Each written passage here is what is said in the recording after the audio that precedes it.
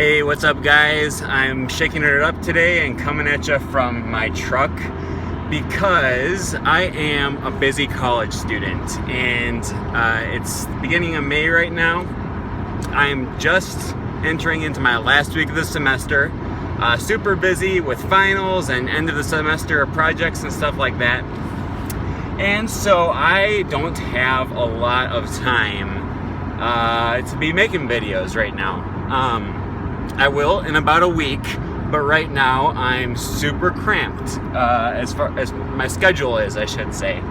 And very busy, very swamped, and believe it or not, it actually takes a long time to make a lot of the videos that I do, because you gotta sit there and think about what I'm gonna say, then record it several times. You gotta edit and spend a lot of time perfecting every little detail of the video. So it takes more time and energy than you probably think. So that's why I'm utilizing my commute time today as I drive to school. And I have a long commute, so it works out perfectly. And I thought, what better message to talk about as I'm driving on my way to school than how to learn languages when you have a busy schedule and you're under a lot of pressure. Because I know a lot of you are in the same boat as me. A lot of you are learning languages in school just like me. A lot of you are working, you have kids, you have a busy schedule, and it's hard to fit time to study languages into your busy schedule. So I'm just going to talk about a few of the things that I do when I'm trying to make the use of, the best use of my time for learning languages. The first of which is to find ways to redeem your downtime. Time that would otherwise be wasted. Find ways to make use of that time. Like what I'm doing right now. I have a long drive to get to school. It's almost an hour. And so if I drive to school and then drive back, that's 2 hours of time that I can spend doing productive things. Today, I'm making a video for my YouTube channel. Normally what I do is I'll listen to stuff in my target language.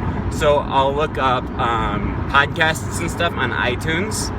And you can find a lot of podcasts, especially if you're learning commonly learned languages. One of the commonly learned languages, you can find a lot of podcasts and resources on iTunes. You can look up songs on Spotify or YouTube or whatever music streaming service you prefer.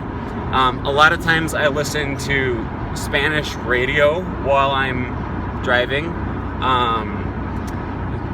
Now that in the United States, at least, that mainly only works if you're learning Spanish or if you're learning English.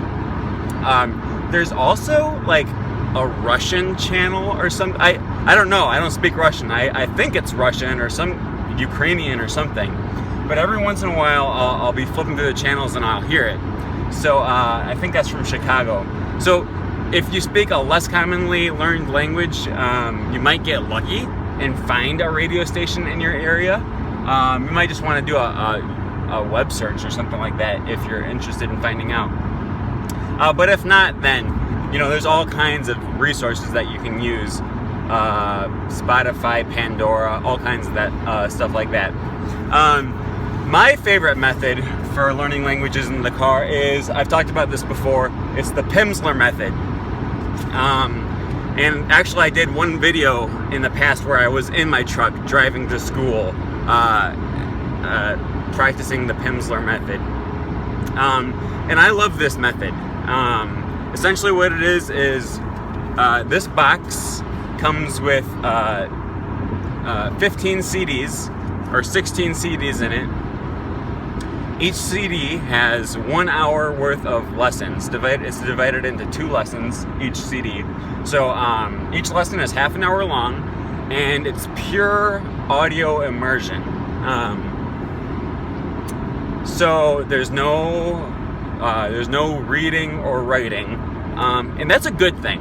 I really like that, because a lot of time spelling gets in the way of how you think a word should be pronounced. So I think there's something to be said for just listening and speaking your language for a while. Now, eventually, you probably will want to learn how to read and write, and you can use other resources to complement this. But I've said this before, Pimsleur, this is something that I highly recommend. It's really good for learning proper pronunciation. I was actually just in a conversation with a French teacher from my school who's actually from France. So he's a native speaker of French. And I was in this discussion group with some other Americans and him, and we were talking, and he pointed to me, and he said, "You could pass as French." Then he pointed to the other guys, and he goes, "Oh, you guys couldn't, but you sound French." And I took that as a huge compliment, and I'm chalking it up almost entirely to the Pimsleur method. So I'm strongly endorsing them. It is kind of pricey. If you buy it brand new from the Pimsleur website, you're going to spend like over $100 on or $200 or something. I don't remember how much it is brand new.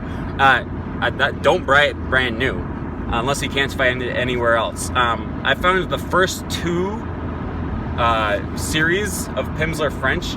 Actually, the first three of them I found for free at the library, so I listened to those for free. Pimsleur 4 and Pimsleur 5 I found on eBay, and I bought both of them for I think $65 together, so like $37.50 a piece, which is not bad considering this is like hundreds of hours worth of language practice for me, and it's really helped.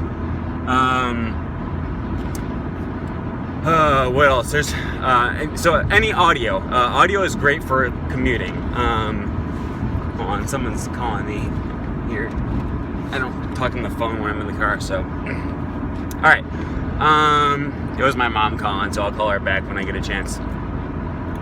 Let's see. What else can you do? Yeah. So the car is by far the best time for me to practice languages. Anytime you're at home, cooking, cleaning, doing anything that doesn't take a lot of brain power, listening to music is great. Especially since with Pimsleur and some of the other, and like I said, I highly recommend Pimsleur, but with those and programs that are designed specifically for language learning, a lot of the times they teach you pristine French or pristine Spanish, like textbook Spanish, which actually is much less useful than you think. I find it much more useful to learn the way people actually speak, because then you can understand what people are actually saying, whether or not it's textbook correct. I don't really care about speaking the way a textbook wants me to speak. I want to speak in a way that allows me to communicate with other human beings. So music is great for that. I oftentimes will listen to music or audiobooks and stuff while I'm laying in bed trying to sleep. If you're one of those people that just your head hits the pillow and then you fall asleep within 30 seconds,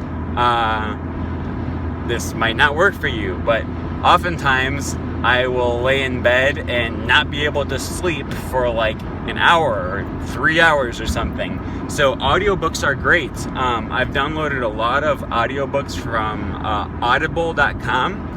If you've never used Audible before, it's a pretty nice service. When you sign up, you get a free audiobook. So even if you just wanted to try it, you can sign up for Audible, download an audiobook for free, then cancel your subscription, and you still get to keep your audiobook.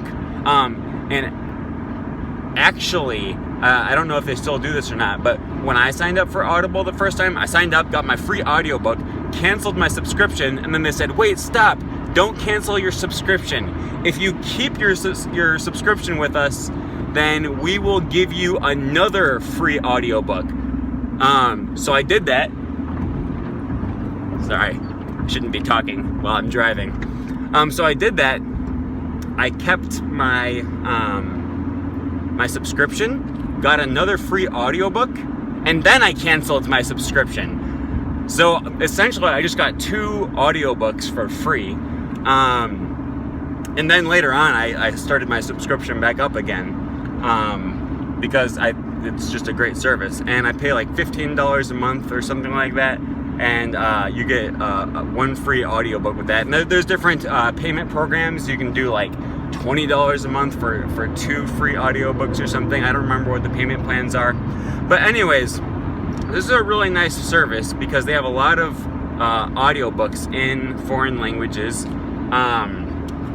And there's an option to slow them down, which I've talked about doing this on YouTube before, but you can play it at like 75% speed, and it's a lot easier to understand what's being said. And that's important too, because if you're just listening to audio and you don't understand what's being said, you're not helping anything. You could maybe make an argument that it's helping you sort of absorb the way the language sounds, but that's a pretty thin argument for spending a lot of time doing something that's really not going to help you that much.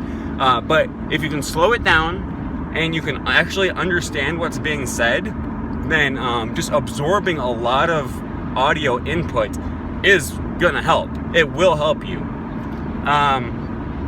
So there's all kinds of different audio input methods that you can use to redeem some of your time. Also, YouTube has a lot of free audiobooks. I've listened to The Little Prince and what else? Dan Brown book, Inferno, Dante's Inferno. I listened to in Spanish on YouTube. The Alchemist I listened to in Spanish. There's a bunch of them. So that's probably gonna help you mainly if you are relatively advanced. I'd say at least high intermediate, but probably advanced. In the past, I've said that you should be able to understand at least 75% of what's being said. Since the last time I said that, I've read some research by some second language acquisition experts that say you should actually be able to understand like 95 to 98% of what's being said. That seems a little high to me, but 75%, now that I think about it, is probably a little low. So, even if you're able to understand 90% of what's being said in these audiobooks or in the books that you're reading, that'll be better than if you can only understand about 75%. But you also don't want to fall into the trap of reading like very basic children's books or things that you can understand 100%. Because if you know every single word in the book, then you're actually not learning a whole lot. So I guess my main tip for learning when you don't have a lot of free time is audio input. Reading is also beneficial if you can discipline yourself to fit that into your busy schedule. A lot of times what I do is leave a book right next to my bed that I read a little bit before bedtime. And reading is supposedly actually, according to Stephen Krashen, reading may be the most useful method for learning languages. Steve Kaufman talks about this a lot as well. So if you can even set aside 10 or 15 minutes before bed just to read in your target language, that will help. It'd be great if you can spend more time reading, but if, when you're like me and you have busy schedule, you have finals coming up that you got to study for, you have projects due this week, and you're trying to film and edit videos for your YouTube channel, and you're preparing for the big vacation that you're about to go on to Spain, in a week and a half, then you don't have a whole lot of time for reading. But if you can set aside 10 or 15 minutes, that's going to help. What else? Another big thing is finding human beings that you can talk to in your target language. And that doesn't necessarily mean you have to know people in person. Finding people online is just as good, in my opinion. I have friends that I've met in Quebec that still message me all the time and talk to me in French. I have friends from El Salvador who I used to live with. My old roommates are always sending me messages in Spanish. A lot of you guys here on YouTube comment on my videos in Spanish, French, or Esperanto, which I love because not only is that helping you guys get practice, but it's helping me maintain my languages. So I highly recommend that. There's all kinds of resources that you can use to find people online for practicing your language. HelloTalk is an app. Interpals.com is a website for finding penpals from other countries. Obviously, you don't want to give away too much of your personal information to people online. There are more anonymous sites like sharedlingo.com, where all it is you just put in a username and it has your gender and your age, and you don't share there's no picture, you don't share any information about yourself. All you do is simply just chat in your target language, and that's great. But with all of those combined, the one that stands out to me the most is YouTube, which probably all of you are already on if you're watching this video. YouTube is great because you can find videos of people that are speaking your target language. You can find vloggers or people, you can find vloggers that actually speak your target language as their native language, and they're vlogging to other native speakers of that language. You can go on and start commenting and talk to them. And especially if they're a small-time vlogger like me, then they're going to love hearing from you, and they're going to love having conversations and interacting with you. And if they're a more prominent vlogger with, hundreds of thousands of subscribers, then you'll still be able to go on there and talk and interact with the other people that are watching the video along with you. What I do is I have my own channel that's dedicated just to me speaking Esperanto. So the channel that you're watching right now is dedicated to helping you guys learn whatever language you're learning. I have a different channel that is dedicated to helping me learn and maintain Esperanto. And that's a great way for me to find other Esperanto speakers, because people will comment on my videos all the time in Esperanto, and I've made quite a few friends just by posting Esperanto videos, and my videos are entirely in Esperanto, so they wouldn't even be able to understand what I'm saying in my videos if they weren't Esperanto speakers. And I've been able to make a lot of great contacts. I also made a Facebook page called Fingtam Esperanto, and so I've met a lot of Esperanto speakers on Facebook, Twitter, Instagram, stuff like that. These are great ways of finding. You can either find celebrities that speak the language that you're learning, or just find regular people that are willing to add you and interact with you on these platforms. And those are nice because it doesn't take a lot of your time to read a tweet or to read, an Instagram post, or watch a video on Vine. I don't even know if Vine is still a thing anymore. That was so 2013. But you know what I'm saying. You watch these, a lot of people post these 15-second videos on Instagram. And that doesn't take a whole lot of your time out of your day. You get a little notification, you read their message, or you watch their video, and that's just a quick way of getting practice throughout the day. So when you're really busy during finals, or when you're just under a lot of pressure, you have a deadline at work you got to meet, you're not going to have an hour to set aside just for studying or just for reading. But you can read a quick message when you get a notification on your phone. So, sorry, this video is much less organized than most of my other videos have been. I'm just kind of saying all this stuff off the cuff. But these are my main tips for learning languages when you're busy, when you're under pressure. If you have any tips that I forgot to mention, or anything that maybe you have a practice that you do for practicing languages when you're busy that I've never heard of. So I would love to hear from you guys about that. Leave me a comment below, and let's start a discussion on this. What are the best ways that you have found for learning languages when you're super busy? So definitely leave me a comment below. If you're new to my channel, you can subscribe. I do new videos twice a week, and normally they're a lot more organized than this one. I'm going to have my last exam this Thursday, and then I'll have a lot more time to be making videos and interacting with you guys. So that's all I got for today. I'm almost at school. So thanks for watching my video, and I'll see you guys in my next video after my exams are done.